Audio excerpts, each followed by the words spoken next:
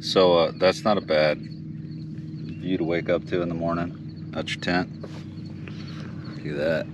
It's supposed to be blowing 15 knots right now. I just double checked the wind forecast. And it says it's supposed to be blowing 15 knots right now. This is not 15 knots. So I decided I'm gonna go ahead and go across. I'm gonna go ahead and keep going. I'm not gonna bail. The winds, if I can get to the other side over there, which you can see a barge going across right there. He's stacked two on front. I think if I get to the other side, even if the winds do start picking up and blowing hard again today, that'll be the protected side, and the water's deeper over there now. I can see it on the charts. It says 2 to 3 feet. So that's my plan. Get packed up, watch this beautiful sunrise, and get out of here before the winds start blowing out of the east again. We're gonna start heading that way. So awesome. Beautiful morning. Great night's sleep. All right, still got calm winds taking off at 9 o'clock. And yeah, still calm, but it looks like the water's starting to get a ripple on it. So I expect the winds are going to start picking up. I made an extra 1.5 liters of water this morning. Going on a little bit longer of a section where I don't expect to have any place like Port Mansfield. So Baffin Bay would really be my next place I could probably hit. And there's really no commercial opportunities there. I would have to like roll up on somebody's house and be like, hey, can I get some water, please? So I don't know. Yeah, I can see that ripple coming. So I think I'm going to take a 45 across the bay, expecting that wind to be out of the east, southeast, and that'll keep me, you know, on the protected side. We'll see. I don't have to walk it too far.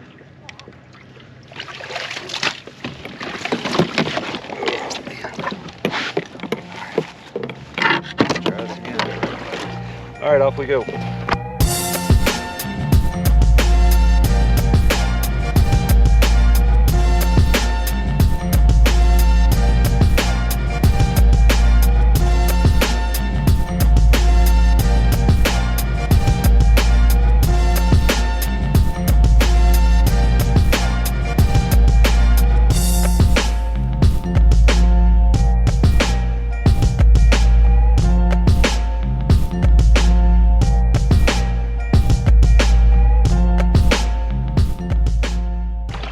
Okay, so the winds have not developed yet. I'm basically over to the other side. You can see it's almost flat as glass, and then I got to a point where I could turn almost directly at the entrance to the land cut to the northeast side of Laguna Madre, and I'm like going perfectly with the wind now, doing 2.5 miles an hour. Great. So I think I got about 10 miles left. I know I have 10 miles left, so I should be there in about 4 hours at 2.5 miles an hour, which puts me there about 3, and I'm trying to decide if I should get into the land cut today since I'll have 4 hours of daylight left, or just go ahead and find a spot there and camp as planned. I don't know. We'll see. We'll see how the day develops with the winds too, but right now it's absolutely stellar. And we're cruising along nicely. Right, midday update for day 4. I'm heading back to the other side of the bay. If anybody ever looks at my track, they're gonna be like, what were you doing, man? So the winds actually shifted around. They were coming out of the southeast. They've completely shifted about 50, 60 degrees over to the southwest, and they've been steadily increasing. So I thought I could hopefully beat them, but I'm just not going to try. I'm kind of heading back over on the other side of the channel, the ICW, the north side of the bay in that protected area, and then keep covering the coast on that. You can see these windmills all the way up, these solar or wind generators all the way up. So I'm going to the end of that. I don't know if it shows up on the camera or not, but still can't see hardly any land on the other side. Those inundation areas are just if you can, I guess if anybody else ever does this, try to stay away from the south side of this bay. It's not practical. I got a last kind of minute update as I was just leaving cell signal range. Looks like there's going to be 2 bad days of wind out of the north, so I may have to hunker down on the other side of the land channel. That'll give me a chance to recharge the batteries anyway, so yeah, just trying to be safe and practical.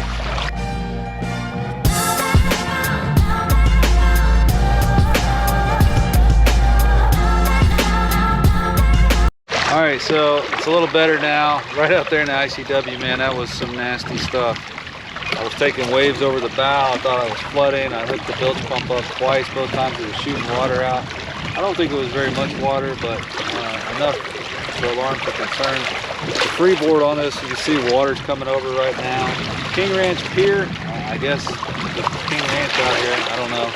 But I'm gonna pull up on this sandy beach over here and just kind of regroup. And this chop is a lot better than the chop out there. I was taking one after another over the back. The prop was coming clean out of the water, so this was probably the right call rather than waiting. But yeah, so that's it. It seems like every time I get into just a moderate chop, it takes on a significant amount of water. I'm sure if you can see that. And it's already been, the pump's already been running for a minute. So what I did is I put a little hose right down inside there. I put it underneath that piece of foam to hold it there. And then it's connected to the same pump I use for the water maker. Except instead of going to the water maker, I just have it come out this one and shoot over the side. So I don't know where it could be coming from. It wasn't coming over the bow and into the hatch, so it's not where it was coming from. But yeah, if I had to guess, 5 gallons of water, maybe 6. I don't think I would have sunk, but still, I'm happier knowing it's not in there now. And yeah, and I'd already ran that. I'd already ran the pump for a good 2 times when I was out there, and it I'd already shot out probably this much water. So yeah, glad I came through. All right, check this out.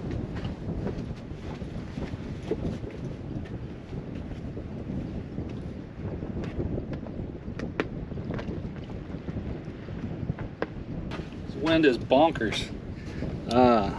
Yeah. So this morning the wind was dead calm, and then it was light out of the east, and then it started coming out of the west, and I could feel it building. And so I said, well, I better come back over to this side. And then it completely turned and came back out of the east again. So now it's blowing a solid 15 out of the east, and I keep feeling it does keep gusting a little bit too. And I just man, I just saw a redfish tailing out there. Anyway, sorry, squirrel. So I've kind of called it. I'm not going to press anymore. If I keep going, the winds don't look any. It goes from bad to worse over the next couple days, and then it's really hard to predict beyond that. But once I get to the land cut from here, I'm basically committed for about 60 miles. There's no place to pull out. I found this pier on the map.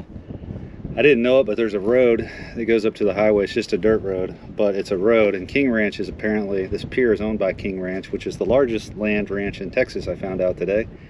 They hold about 850,000 square acres, or 1,000 acres, not square acres, but 850,000 acres. And yeah, so I called their security, and I'm waiting for a call back, but hopefully they're going to open the gate, and then my wife is going to come get me tomorrow or the next day. But I got plenty of rice and fish out here in the ocean, in the bay, to keep me fed until she gets here, and I can of course make water. So hopefully tomorrow or the next day she's going to take me out of here, so I got to eat it. But at the end of the day, riding those swells trying to get back over here was just that was a bit too much. And then finding, you know, at least 6 gallons of water in there, knowing that I had already bilge pumped it out twice, it's just not, I'm not feeling it. And you know, I'd rather be safe and try this again next year. So summertime, maybe next year. I want to tighten up some stuff on the kayak, but summertime it's a little less like this, but it's hot, so less winds but more heat. So you take your trade-off there. Maybe next summer come back. I want to put all the solar panels up top, because having the 2 in the back low, I think, creates a pocket that when the wind catches, it catches that pocket, and that pushes it a little bit. If I have them up higher, I think it'll allow the wind to flow through more easily. And now that I know that frame can hold it, I think I could get 2, maybe 3 up higher, up on top. But I'll have time to engineer that over the winter. So, you know, I don't know. The trolling motor did okay. I thought it was a little sketchy there at first when it was doing that vibration thing, just to find out that was the weeds, the grass wrapping around the pole in the front. And once I figured out how to clear the weeds by just turning the motor a couple times, it was good to go. I didn't have any more issues with the motor, so pretty happy with that. Total distance as the kayak floated was about 60 miles. As the crow flies, from where I started to here is about 50 miles. Those are rough numbers. I gotta look at the tracks when I get home, but yeah, this would be really good for like some lakes up north, some larger lakes. If you wanted to spend a week or two on the lakes and you wanted to make sure your batteries were charged, you could probably totally get away with just one solar panel. If you were just moving 8 or 10 miles a day, I think one solar panel would be more than sufficient to get around on a lake or something. And you can see it doesn't blow you around terribly bad. I was 2 miles out and I picked this point. I said there's some kind of a man-made structure on the other side there. I said I'm going for that. And I could also see the sandy outlines over here, so I had a feeling I'd be able to beach it over here. And I picked this point and I was able to track straight at it, no problem, even with this 15-knot tailwind going through chop, and the wind was coming at about a 45-degree angle, so you know, from behind. So it was no problem. You can totally, I wouldn't paddle it, but that's not the point. The point is a trolling motor and a battery and a solar panel. Works just fine. And the outriggers, those things are clutch.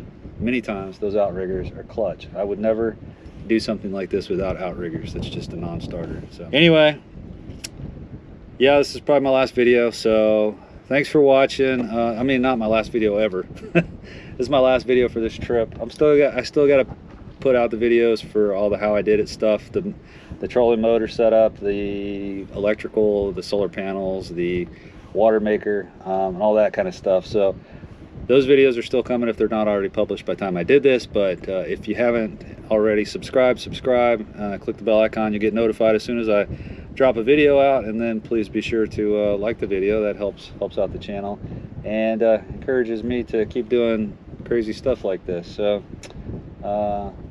yeah, all right, so thanks for watching. Stay safe out there and be good.